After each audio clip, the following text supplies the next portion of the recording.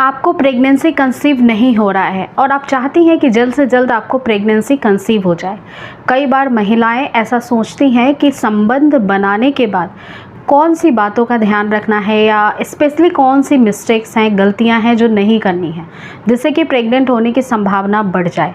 तो 2 से 3 बातों का ध्यान रखिए, क्योंकि जब आपको गर्भधारण नहीं होता है तो छोटी छोटी सी आपके किए गए प्रयास आपको सफलता की ओर ले जा सकते हैं, प्रेगनेंसी रुकने में मदद कर सकते हैं।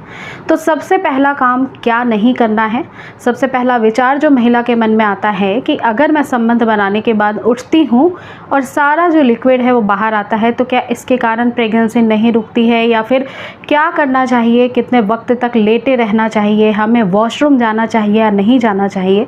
तो ऐसे कुछ छोटे छोटे क्वेश्चंस आपके मन में भी होंगे।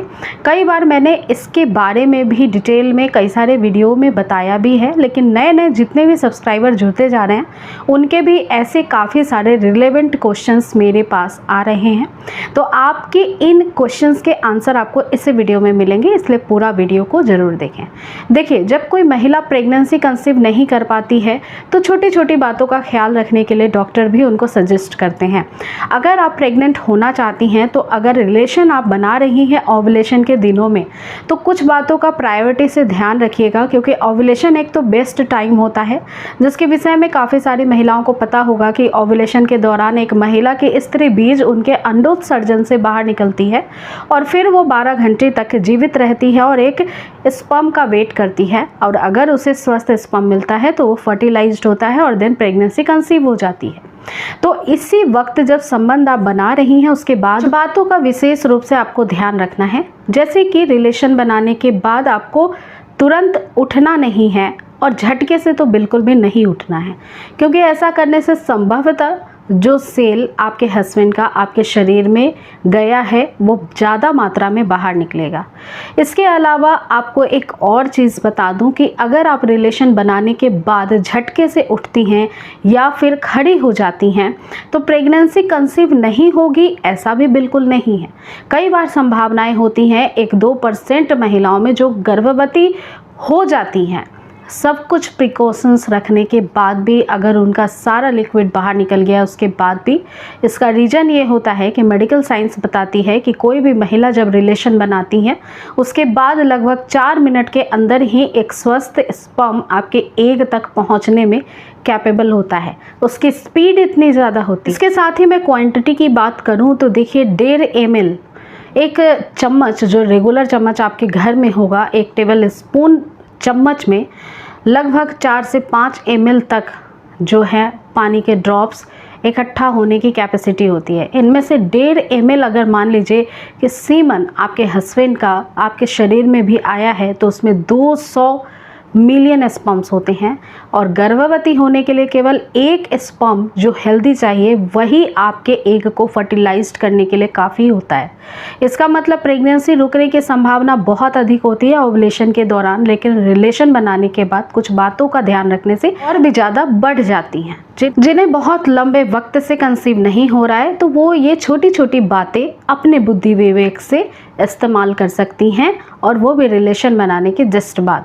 यानी रिलेशन बनाने के बाद आपको जल्दी से खड़े नहीं होना है, झटके से खड़े नहीं होना है, साथ ही आपको लगभग 15 से 20 मिनट तक करवट लेकर के लेटे रहना है। इससे संभावनाएं गर्भधारण की बढ़ेगी और आपके हस्बैंड का सेल आपके एग तक पहुंच सके, इसमें उसको मदद मिलेगी। इसके साथ ही काफ़ी सारी महिलाएं इस स्ट्रेस में रहती हैं कि प्रेगनेंसी कंसीव करने के लिए हम रिलेशन बना रहे हैं और सारा लिक्विड बाहर आ रहा है तो क्या इससे प्रेगनेंसी कंसीव नहीं होगी। तो जी, ऐसा बिल्कुल नहीं है। मैंने पहले भी आपको बताया है साइंटिफिक रीज़न क्या होता है।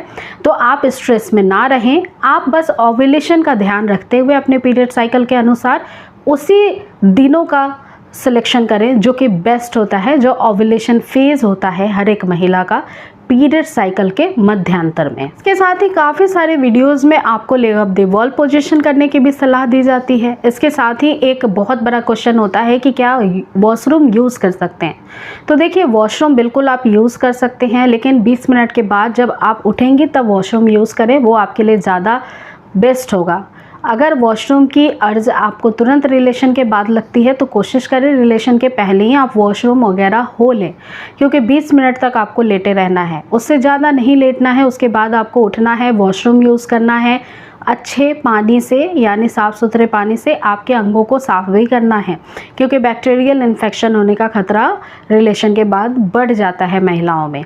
साथ ही आप साफ़ सफाई का ध्यान जब रख रही हैं, वॉशरूम जा रही हैं और निचले अंगों को साफ़ कर रहे हैं, तो उस समय किसी भी प्रकार की कोई भी केमिकल वाले सोप का या फिर लिक्विड वॉश का इस्तेमाल नहीं करना है। आपको डाउचिंग भी नहीं करनी है। आपको बस नॉर्मल पानी से सफाई का ध्यान रखना है, हाइजीन मेंटेन रखना है, साथ ही अपने आप को पॉजिटिव रखना है, हेल्दी आपको बैलेंस डाइट लेना है और रेगुलर बेस पे एक्सरसाइज करना है, जिससे कि प्रेगनेंसी कंसीव करने में बहुत हेल्प मिलती है। और अपने ओवुलेशन को ट्रैक करना है, चाहे वो सिम्टम्स के माध्यम से आप करें, चाहे ओवुलेशन किट के माध्यम से आप करें, या फिर आप कैलकुलेट करके अपने ओवुलेशन को कैलेंडर के मेथड से निकाल सकती हैं। तो ये सारी बातों का ध्यान रखते हुए आप एक हेल्दी प्रेगनेंसी को बहुत जल्द कंसीव कर सकती हैं। तो आज की वीडियो यहीं तक थी। अगर आपको ये वीडियो यूज़फुल लगी है तो इसे ज़्यादा से ज़्यादा शेयर करें, इस वीडियो को लाइक करना ना भूलें, और ऐसी ही वीडियोज़ के इन्फॉर्मेशन को प्राप्त करने के लिए डेली आप ज़रूर चैनल को सब्सक्राइब कर लें। तो खुश रहें, हेल्दी रहें, हैप्पी रहें। Thank you.